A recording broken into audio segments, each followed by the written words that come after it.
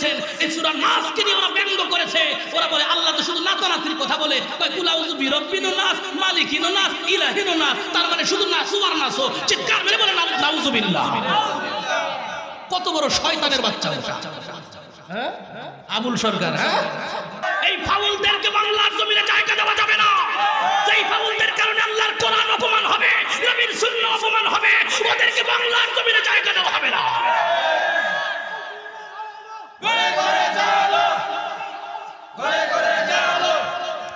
নাস শব্দের অর্থ মানুষ। বলে নাস শব্দের অর্থ কি?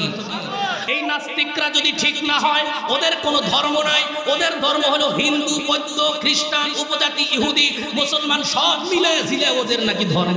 আরে আল্লাহ বলছেন ইসলাম একমাত্র ধর্ম। ইন্নাদ দীনা ইনদাল্লাহিল ইসলাম। ইসলাম ছাড়া বাকি কোনো ধর্ম থাকতে পারে না।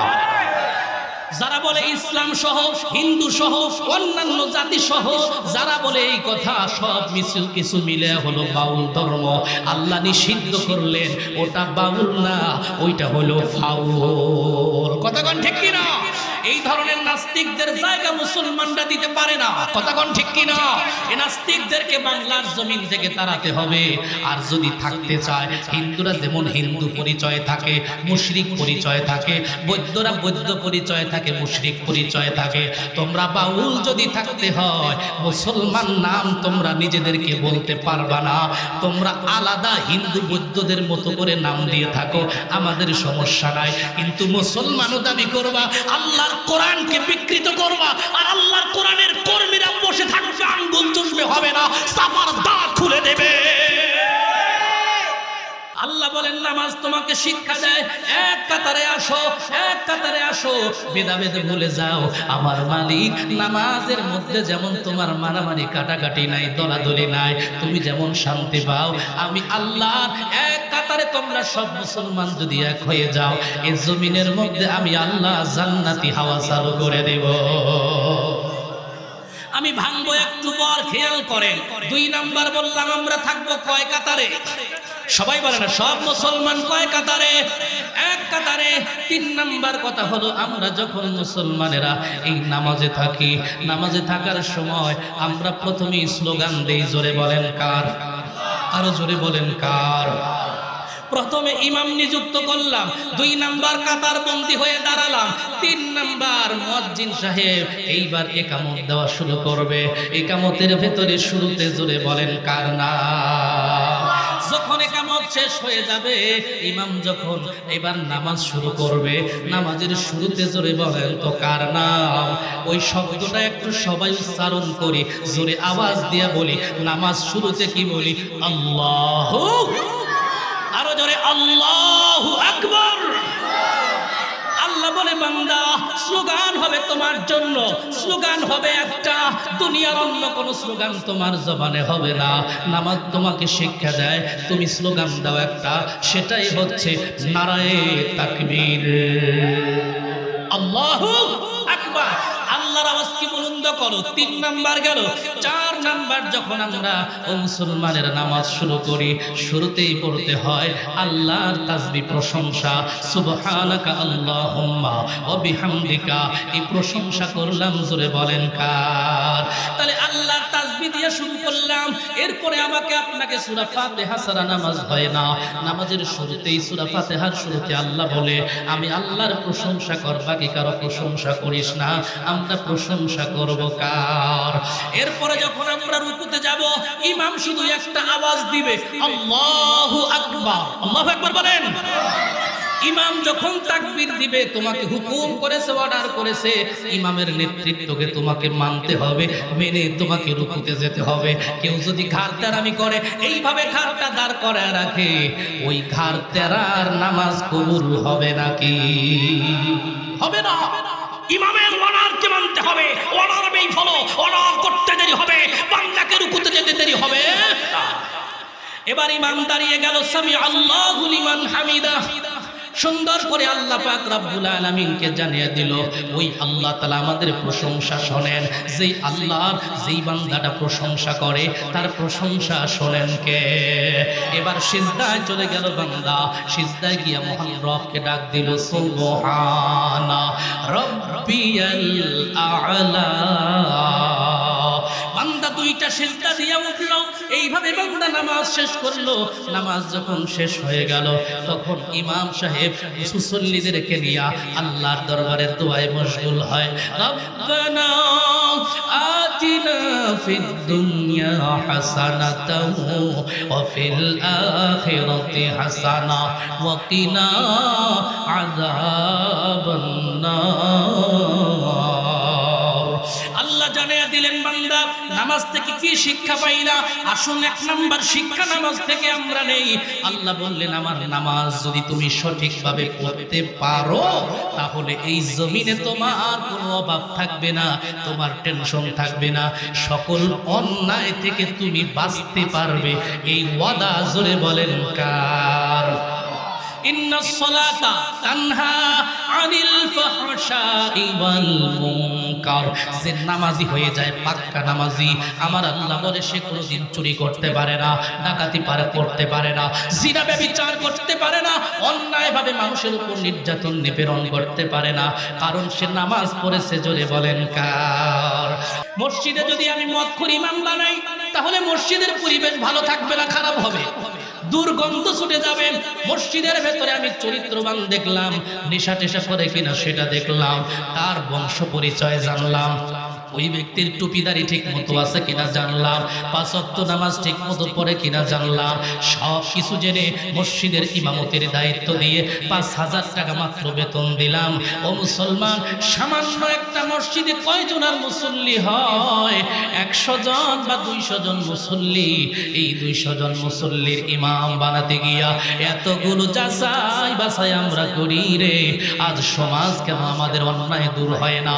সমাজ থেকে অন্যায় যদি দূর করতে হয়, ওই মসজিদের ইমামকে যে জিনিসগুলো দেখে মসজিদের ইমাম নিয়োগ দেওয়া হয়, এলাকার মেম্বার চেয়ারম্যান এরাও আমাদের সমাজের ইমাম। কথা বলেন ঠিক কিনা? এই সমাজের ইমাম যদি নিযুক্ত করি, তাকেও ওই মসজিদের ইমামের মতো ব্যাখ্যা বিশ্লেষণ করে যাচাই বাছাই করা দরকার আছে না নাই? আপনাকে দেখা লাগবে এলাকার মেম্বার সাহেব যাকে বানাবো, মদ খায় কিনা, জুয়া খায় কিনা, নারী নেশা আছে কিনা, অন্যায় কাজ করে কিনা, সুদ খায় কিনা, ঘুষ খায় কিনা, 5 ওয়াক্ত নামাজি কিনা, তাহাজ্জুদ গুজার কিনা। আপনার মসজিদের ভেতরে 5 ওয়াক্ত নামাজে মাত্র 10 মিনিটের জন্য যাবে।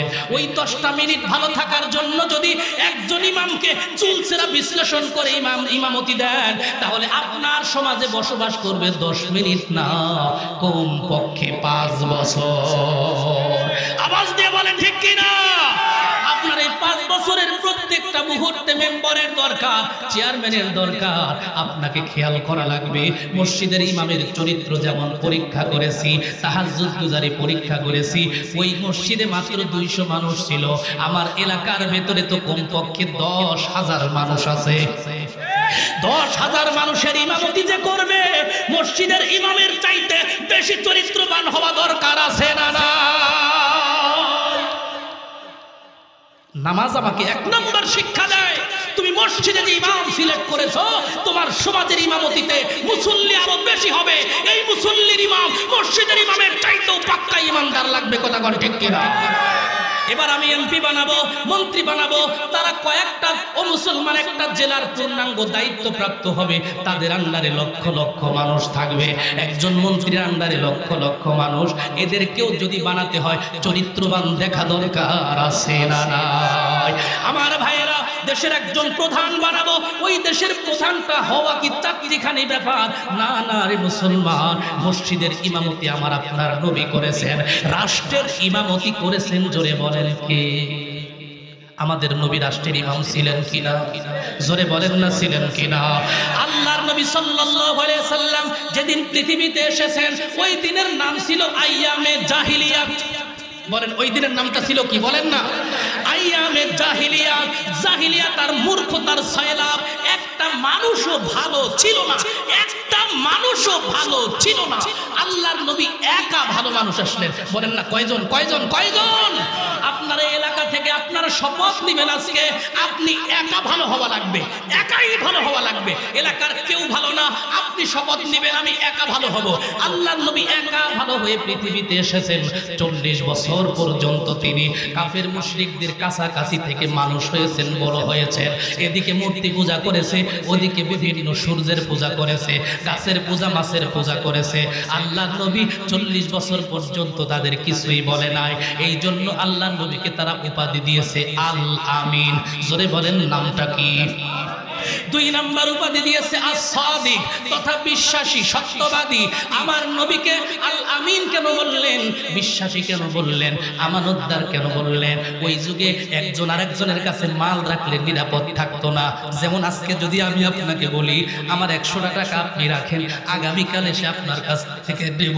আপনি আগামীকাল সকালবেলা আপনার মুরগি কেনার প্রয়োজন, ঘরে মেহমান আসছে, চিন্তা করলেন হুজুর তো রাতে 100 টাকা রাখছে, হুজুর আজকে রাতের বেলা নিতে পারে, তো এখন তো আমার কাছে টাকা নাই, আগে এই টাকা দিয়ে মুরগি আনি, মেহমান বিদায় করি, তারপরে পরেরটা পরে দেখা যাবে। কথা কয় না, এমন আছে না নাই?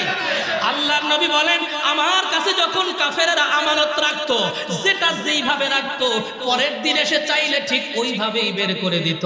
আর যদি কাফেররা 5 বছর পর্যন্ত রাখতো, 10 বছর রাখতো, 20 বছর পরেও যদি কোনো মানুষ ওই আমানতটা চাইতো, যেভাবে দিয়েছিল ওটা খুলেও নাই, দেখেও নাই, যেমন ছিল তেমনটাই তাদেরকে আমানতের খেয়ানত না করে ফেরত দিয়েছে। জোরে কন্যা সুবহানাল্লাহ। আল আমিন, মাশাআল্লাহ। এত চমৎকার আমার নবীজি ছিলেন, বিশ্বাসী ছিলেন, আমানতদার ছিলেন, তাই কাফেররা সার্টিফিকেট দিয়েছে, ঠিক কি না?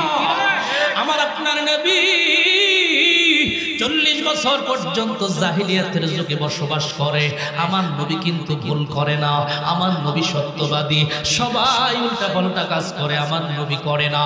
সব বাচ্চারা মাঠে ঘাটে খেলতে যায়, মিথ্যা কথা বলে, খোদাখুদি করে, লাফালাফি করে, আমার নবী কোনোদিন লাভ দেয় না।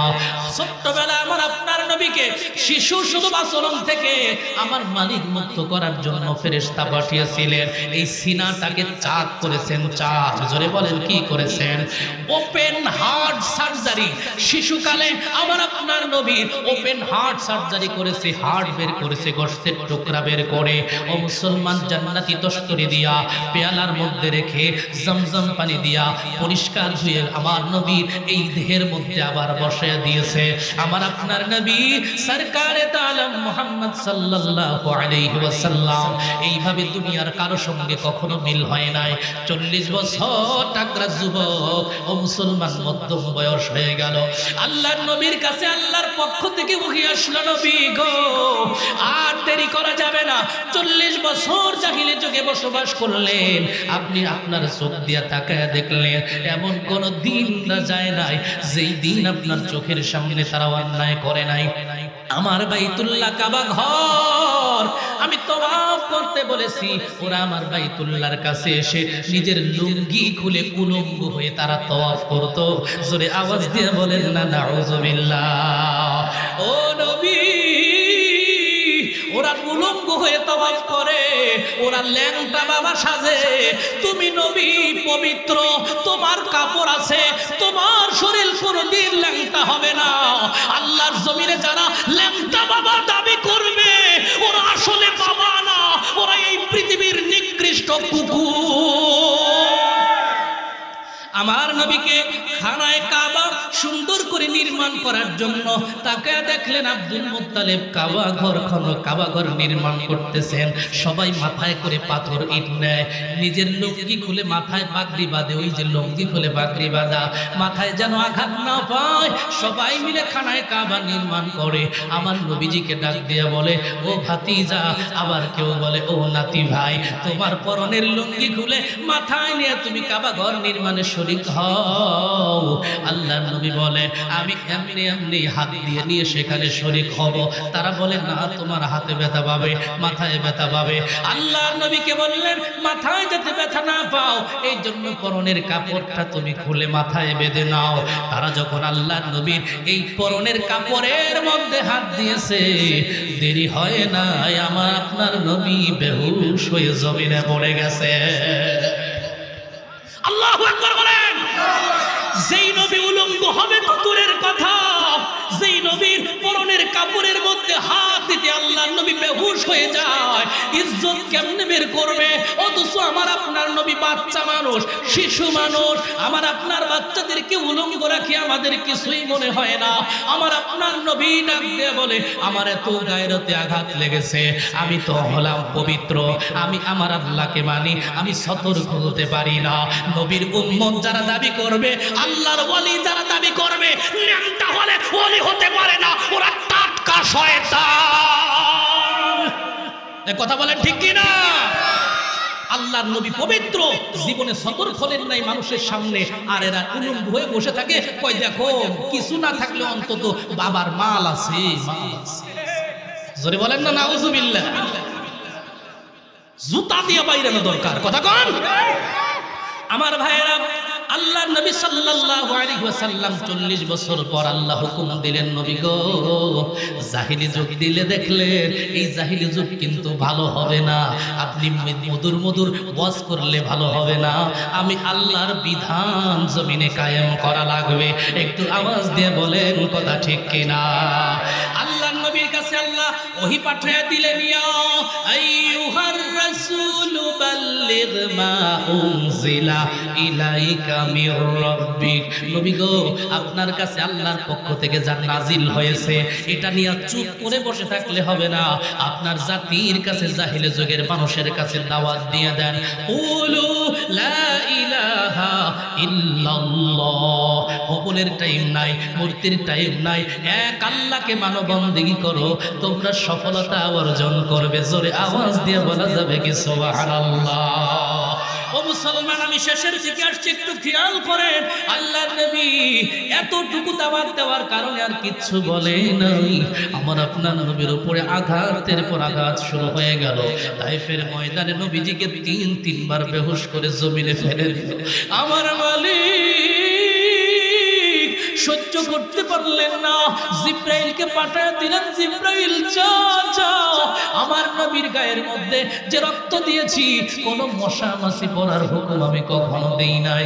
যে নবীর গা থেকে মশা মাছি রক্ত খায় নাই রে, ওই নবীর গায়ের থেকে রক্ত পড়ে জমিনে পড়ে যাবে, এই জমিন সহ্য করবে না, এই কাফেরদেরকে উল্টায় ফালায়া দেবে, ধ্বংস হয়ে যাবে। জোরে বলুন আল্লাহু আকবার। জিবরিল আমিন বলে আল্লাহ যখন আমাকে অর্ডার করে তখন আমি সিদরাতুল মুনতাহায়, 7 আকাশের উপরে সিদরাতুল মুনতাহায় আমার মালিক অর্ডার করছে, আমার আপনার নবীর গা থেকে রক্ত ঝরে ঝরে পায়ের মধ্যে জুতাগুলো একেবারে একাকার হয়ে গেছে। এবার জুতা মোবারক বেয়ে জমিনে লাগবে ভাব। এমন সময় আল্লাহ জিবরাইলকে হুকুম করেছে। জিবরাইল বলে আমি সিদরাতুল মুনতাহা থেকে তাকাইলাম, দেখলাম নবীজির রক্তের ফোঁটা জমিনে পড়তেছে। এমন মুহূর্তে হযরত জিবরাইল বলে আমি এত জোরে সজোরে আমার 600 পাখা আমি ছেড়ে দিলাম। আমি ছেড়ে দিয়া যেই নবীর রক্ত এই মাত্র জমিনে স্পর্শ করবে ভাব পড়ে যাচ্ছে, এমন মুহূর্তে আমি জিবরাইল সিদরাতুল মুনতাহা থেকে 7 আকাশ মারিয়ে ধুলো ছাড়িয়ে আমি জমিনে চলে আসলাম। আল্লাহর হাবিবের পায়ের তলায় আমার নূরের পাখা বিছায়া দিলাম। চিৎকার মেরে বল আল্লাহু আকবার। আমার নবীর গায়ের রক্ত যদি মাটিতে পড়তো রে, এই জমিন ধ্বংস হতো। আমার আল্লাহ এই জমিনকে টিকা রাখলেন জিবরাইলকে পাঠাইয়া। জিবরাইল বলে আমার জীবনে মাত্র 3 বার আমার সমস্ত পাখাগুলোকে ছাড়তে হয়েছে। শুধু ছাড়তে হয় না, আমার দেহ থেকে ঘাম ছুটে গেছে। জোরে আওয়াজ দিয়ে বলেন আল্লাহু আকবার। তাহলে খেয়াল করেন মানুষগুলো, আল্লাহর নবী সাল্লাল্লাহু আলাইহি সাল্লাম 40 বছরের সবার প্রিয় মানুষ, শেষ মুহূর্তে নবীজি যখন কোরআন নাজিল হলো আল্লাহ নবী বললেন এবার আসো আমরা এক আল্লাহর গোলামি করি। জোরে বলেন কয় আল্লাহর গোলামি করব? আর জোরে বলেন কয় আল্লাহ? এক আল্লাহর গোলামি করি। মানুষ তখন বলা বলি শুরু করলো সোজাসুজি। দুইটা উপাধি ছিল নবীজির, ওই যে মুরব্বী বলছেন আগে ছিল কি আল আমিন, 2 নাম্বার ছিল আস-সাদিক। এবার ওই কাফেরেরা নবীজির দাওয়াত পেয়ে ওই দুইটা উপাধির পরিবর্তে দুইটা দোষণীয় শব্দ ব্যবহার করলো। জোরে বলেন তো কয়টা? আরো জোরে। দুইটা দোষণীয় শব্দ। এক নাম্বার নবীজিকে বলল ইন্নাকা লামাজনুন,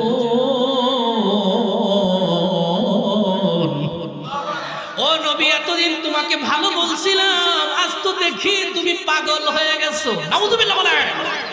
আমার নবী কি পাগল?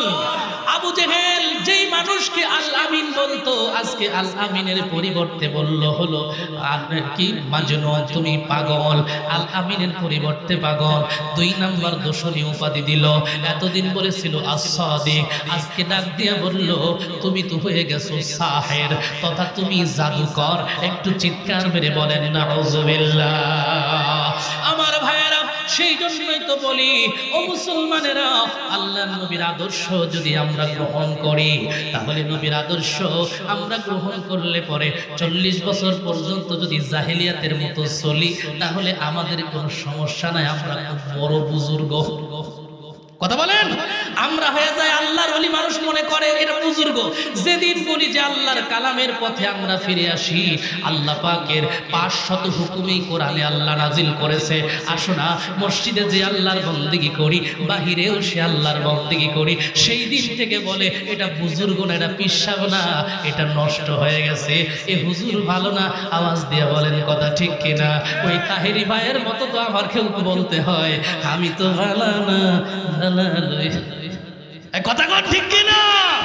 তাহলে আল্লাহর নবীর আদর্শ প্রচার করলে যদি ভালো না হয়, এটা শুধু আমাকে কি বলবে? আমি আনোয়ার শাহ আনসারীকে শুধু বলবে না, আমাদের নবীকে তারা বলেছে, ঠিক কিনা? তাহলে আমার নবী সাল্লাল্লাহু আলাইহি সাল্লাম বলেছিলাম একা একা ভালো মানুষ হিসেবে দাঁড়ালেন। জোরে বলেন তো কয়জন?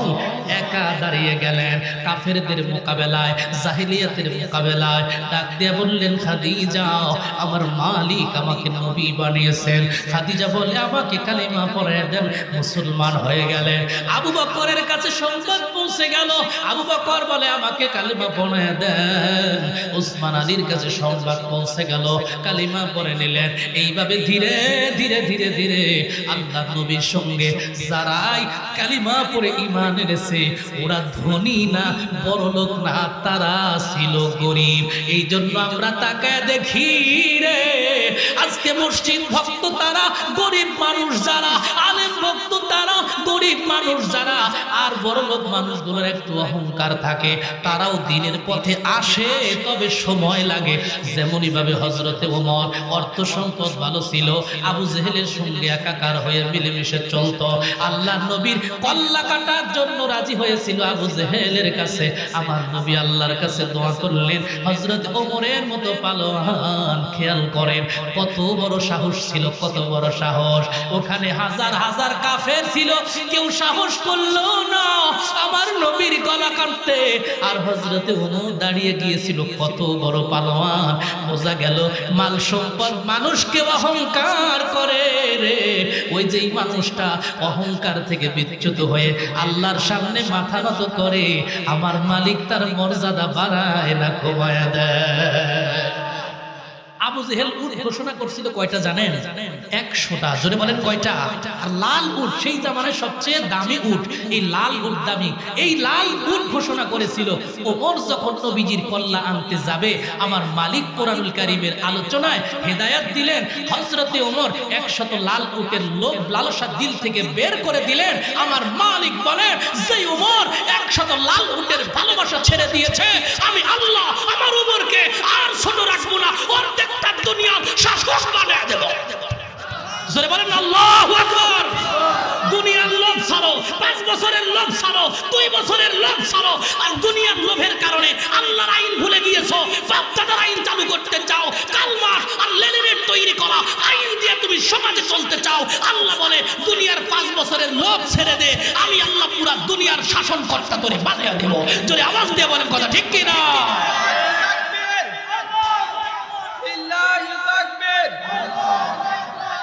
মুফতি আনোয়ার শাহ আনসারী সাহেব, মুফতি আনোয়ার শাহ আনসারী সাহেব। আমার ভাইয়েরা খারাপ লাগতেছে? তাহলে খেয়াল করেন, তাহলে আমরা দুনিয়া ছাড়বো। বলেন কি ছাড়বো?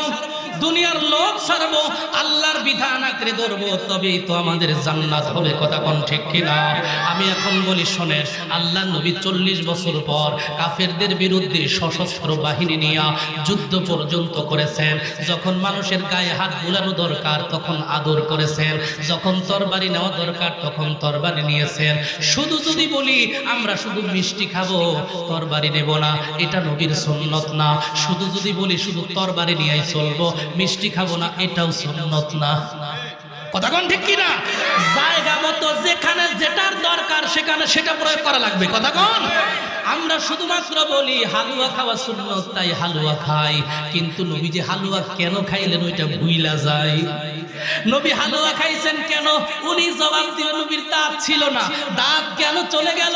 বলে জিহাদের ময়দানে কাফেরদের সঙ্গে লড়তে গিয়া লোহার হেলমেট মাথার ভেতরে ঢোকে দাঁতগুলো পর্যন্ত ভেঙে গেল, তাই নবী খেতে পারে না, হালুয়া খায়। ওরে হালুয়া খাওয়া ভাই, আসো না, হালুয়ার সুন্নত যদি আদায় করতে হয়, হালুয়ার সুন্নতের আগে দাঁত ভাঙার সুন্নত আদায় করা দরকার আছে না?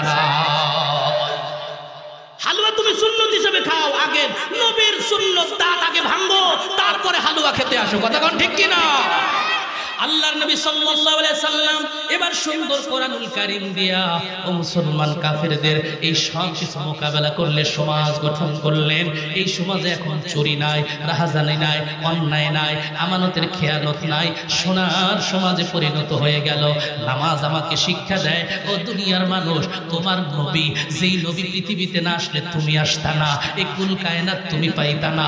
যেই নবীর উসিলায় খাও, ফুর্তি করো, ওই নবীর আদর্শ মানবা না, হবে না। ওই নবী তো নিজের দান মুবারক শহীদ করেছে আল্লাহর দ্বীন কায়েমের জন্য। আল্লাহ রাব্বুল আলামিনের দ্বীন কায়েমের জন্য মাতৃভূমি ছেড়ে চলে গেলেন। এর চাইতে দুঃখের আর কিছু আছে নাকি রে ভাই?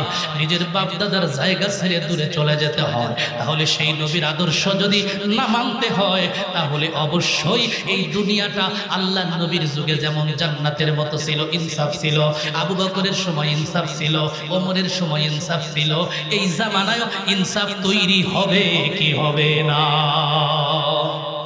তাহলে নামাজ আমাকে শিক্ষা দেয়, নেতা নির্বাচন করো আল্লাহর নবীর চরিত্রের মতো করে। মসজিদের ইমাম যেমন তুমি নির্বাচন করো, রাষ্ট্রের ইমাম, সমাজের ইমাম, এমপি মন্ত্রী ইমাম, সব ইমামদেরকে আল্লাহর কোরআনের সুন্নাহ দিয়া তারা যেন জীবন পরিচালনা করে, দেশ পরিচালনা করে, এমন মানুষ দরকার। জোরে বলেন আছে না নাই? নামাজ আমাদেরকে শিক্ষা দেয়। নামাজ যখন তুমি শিক্ষা নিলা, তোমরা শেষে আল্লাহর কাছে দোয়া করবা, রব্বানা আতিনা ফিদ দুনিয়া হাসানা ওয়া ফিল আখিরাতি হাসানা ওয়া কিনা আযাবান নার। আয় আল্লাহ, নামাজ শেষ, আমি তোমার কাছে দুনিয়ার কল্যাণ চাই, আমি তোমার কাছে আখিরাতের কল্যাণ চাই, আমি জাহান্নাম থেকে মুক্তি চাই। আমরা দুনিয়ায় এই ভালো মানুষগুলো ইমাম বানায়া দিলে, ইমাম যেমন নামাজ শেষ করে আল্লাহর কাছে দোয়া করে, রে আমার আপনার সমাজের ইমাম যারা হবে, তারা এই কোরআন সুন্নাহর আইন পালন করে, জনগণ যখন ঘুমাবে, জনগণ যদি দেখবেন ইমামরা দোয়া করে, কেউ বা পিছনে কোনো মুসল্লি আছে দাঁড়ায় নামাজও পড়ে, কোনো মুসল্লি আছে চলেও যায়। কথা বলা আছে না নাই? কিন্তু ইমাম কি কোনোদিন বাধা দেয় না? মুসল্লি তোমার যা মন চায় তুমি করো, নামাজ শেষ, সালাম ফিরানো শেষ, নামাজ শেষ। কিন্তু ইমামের দায়িত্ব আছে, মুসল্লি যা মন চায় তাই করো, ইমামের দায়িত্ব আছে। ইমাম বলে আমি আল্লাহর কাছে আরো চাবো, নামাজে চাই আমার তৃপ্তি মেটে নাই, ইমাম আল্লাহর কাছে চায়। ও সমাজের ইমাম, ও মেম্বার, চেয়ারম্যান, ও এমপি মন্ত্রী, তুমি কোরআন দিয়ে যেমন নামাজ পড়েছিলা, ওই কোরআন দিয়ে রাষ্ট্র গঠন করে জনগণ রাতের বেলা ঘুমাবে, কিন্তু তুমি ইমাম, তোমার ঘুমানো যাবে না। তুমি রাত্রি জেগে জেগে তাহাজ্জুদের নামাজ পড়ে আল্লাহর কাছে দুটি হাত তুলে দোয়া করো, সিজদায় পড়ে কাঁদো, আল্লাহ আমার সমাজ সমাজ যেন আমি আল্লাহ আমার সমাজে তুমি অভাব দূর করে দাও, আমার জনগণের কষ্ট দূর করে দাও, আমার দেশকে তুমি রক্ষা করো, তোমার আযাব গজব থেকে আমাদেরকে হেফাজত করো। তাহলে মুসল্লিরা যা মন চায় তাই করলো, ইমামের দায়িত্ব হলো জোরে বলেন তো কার কাছে দোয়া করা। আর আমাদের হালত কি? আমাদের হালত হলো আমরা সমাজের মুসল্লি, আমাদের হঠাৎ করে প্রয়োজন হয় কিছু চাওয়ার জন্য, আমাদের সমস্যা হয়ে যায়, সমাধানের জন্য যাব, রাত্রে 1টার সময় নেতার বাড়িতে ঢুকি, তাকে দেখি দারোয়ান গেটের বাহিরে দাঁড়িয়ে আছে, দারোয়ান ভিতরে ঢুকতে দেয় না। কেন? নেতাজি আরাম ফরমাচ্ছেন।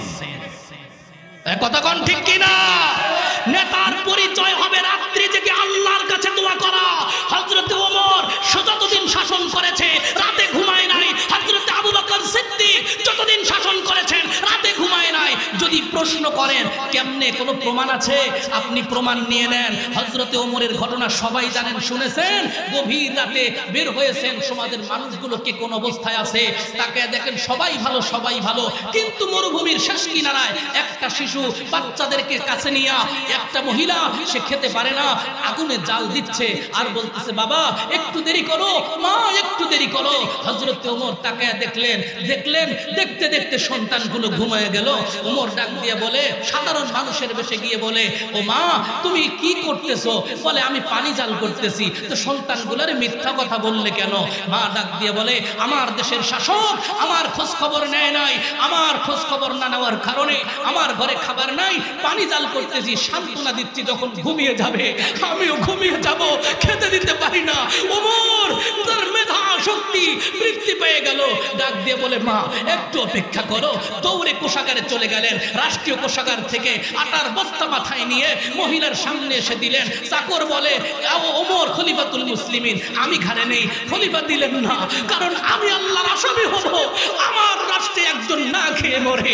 হযরত ওমর গিয়া এই বুড়িমার পা ধরলেন, আমাকে মাফ করে দেন। তাকে সুন্দর করে রুটি বানিয়ে বাচ্চাগুলোকে ঘুম থেকে জাগ্রত করে খাওয়াইয়া দিলেন, আর বললেন আগামীকাল ওই ওমরের কাছে যাও, রাজদরবারে যাও, তোমাকে আরো কিছু আমি বলে তোমার জন্য আরো কিছু ব্যবস্থা করব। পরের দিন খলিফাতুল মুসলিমিন সকালবেলা সারা রাত আল্লাহর কাছে কাঁদলেন, মালিক আমার দায়িত্ব পালন করতে পারি নাই, আমার রাষ্ট্রের একজন নাগরিক না খেয়ে থেকেছে, আল্লাহ তুমি খাদ্যের ব্যবস্থা করো, আমাকে তুমি মাফ করো। সারা রাত জেগে সকালবেলা সিংহাসনে যখন বসেছে, এই বুড়ি মা তাকে দেখে রাত্রেবেলা যেই লোকটা আমার ঘরে আটার বস্তা নিয়েছিল ওই লোকটা সিংহাসনে বসা।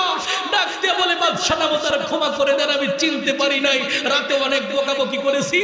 খলিফাতুল মুসলিমিন ওমর বলে, মা তুমি আমারে ক্ষমা করে দাও, তুমি আমারে ক্ষমা করে দাও। নবীর আদর্শ ছিল বিদায় ওমর নিজেকে বাদশা পরিচয় দেয় না, খাদেম পরিচয় দেয়। আর আমার দেশের একজন কোন মতে সাদা নেতা পাতি নেতা জন্ম নিলে ওই নেতার চাইতে পাতি নেতার দাপট বেশি হয়ে যায়। এই জন্য সমাজ যদি পরিবর্তন করতে হয়, আল্লাহর নবীর আদর্শ আমাদের ধরা দরকার, আছে না নাই? বলেন না, আছে না নাই? আল্লাহর নবীর সাহাবীর আদর্শ আমাদের বাস্তবায়ন করা দরকার, আছে না নাই? এই জন্য আমি শেষ করে দিচ্ছি, হযরত ওমরের জন্য একটা সঙ্গীত উপহার দিয়ে শেষ করে দেব। রাজি আছেন তো ইনশাআল্লাহ? বলেন, যার নাম মনে হলে ভরে যায় বুক, খোলাফায়ে রাশেদার ওমরে ফারুক, মাবুদের পথে ছিল নিবেদিত প্রাণ, নিজেই বহন করে দুঃখীদের ত্রাণ, ত্যাগ করে দুনিয়ার আলিশান সুখ, ওমরে ফারুক। সবাই বলেন, ওমরে ফারুক, ওমরে ফারুক, ওমরে ফারুক, ওমরে ফারুক। ইনসাফ কায়েমে যে মূর্ত প্রতীক, শান্তির সুবাতাস বহে চারিদিক, ঠিক না? ইনসাফ কায়েমে যে মূর্ত প্রতীক, শান্তির সুবাতাস বহে চারিদিক, ভাগাভাগি করে নিত সুখ আর দুঃখ, ওমরে ফারুক। জোরে, ওমরে ফারুক, ওমরে ফারুক, ওমরে ফারুক, ওমরে ফারুক। বাতিল রুখিতে ছিল খোলা তলোয়ার, ঠিক কিনা জোরে বলেন? হুঙ্কারে কেঁপেছিল জালিমের দ্বার, ঠিক কিনা? বাতিল রুখিতে ছিল খোলা তলোয়ার, হুঙ্কারে কেঁপে ওঠে জালিমের দ্বার। কোরআনের সুধা পানে ছিল উৎসুক ওমরে ফারুক, জোরে ওমরে ফারুক, ওমরে ফারুক, ওমরে ফারুক, ওমরে ফারুক। যার নাম মনে হলে ভরে যায় বুক, খোলাফায়ে রাশেদার ওমরে ফারুক।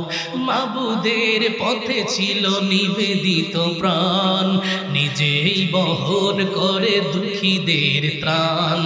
ত্যাগ করে দুনিয়ার আলিশান সুখ ওমরে ফারুক, জোরে ওমরে ফারুক, ওমরে ফারুক, ওমরে ফারুক, ওমরে ফারুক। লিল্লাহে তাকবীর। ওমরের মতো দুটি হাত তোলেন, চিৎকার মেরে বলেন লিল্লাহে তাকবীর। কোরআন সুন্নাহর আলো, কোরআন আছে যেখানে, কোরআন নাই যেই দলে, আজকের মাহফিল রোয়া চালার মাহফিল। লিল্লাহে তাকবীর। আল্লাহ কবুল করুক, জোরে বলেন আমিন। তাহলে আমরা আর হিংসা বিদ্বেষ করবো ভাই? আমরা সব মুসলমান এক হতে চাই, বলেন ইনশাআল্লাহ। আমরা যদি এক হই ইনশাআল্লাহ আল্লাহ তাআলা আমাদের জন্য রহমত, বরকত, জান্নাতি পরিবেশ পৃথিবী দান করবে। যদি ভিন্ন হই তাহলে কি হবে? ভিন্ন হলে আমাকেও মারবে। আজকে না হয় আমাকে মারলো, আপনি ভালো থাকলেন। আপনি কথা না বললে আগামীকাল আপনাকেও মারবে। আমার আপনার কোনো দোষ নাই, দোষ একটা, আমরা কেন মুসলমান। কথা বলেন ঠিক কি না? আমরা শুধু মুসলমান কেন, এই জন্য যে ইসরায়েলটা মারতেছে, ঠিক কি না? এই জন্য মারতেছে। এই জন্য আমরা যেহেতু মুসলমান সবাই আমরা এক হব। আগামীর বাংলাদেশ, কোরআনের বাংলাদেশ আমরা গর্ব তো ইনশাআল্লাহ। নবীর আদর্শের বাংলাদেশ যেন আমরা গড়ি। রব্বুল আলামিন আমাদেরকে আল্লাহর কোরআন, নবীর সুন্নাহ, নবীর ভালোবাসা, প্রেম, মোহাব্বত আমাদের বুকে জাগ্রত করে আল্লাহর হুকুম প্রত্যেক জায়গায় মেনে নেওয়ার তৌফিক দান করুন। কালিমার পতাকা উড্ডীন করার তৌফিক দান করুন, আমিন। ওয়া আখিরু দাওয়ানা আলহামদুলিল্লাহি রাব্বিল আলামিন।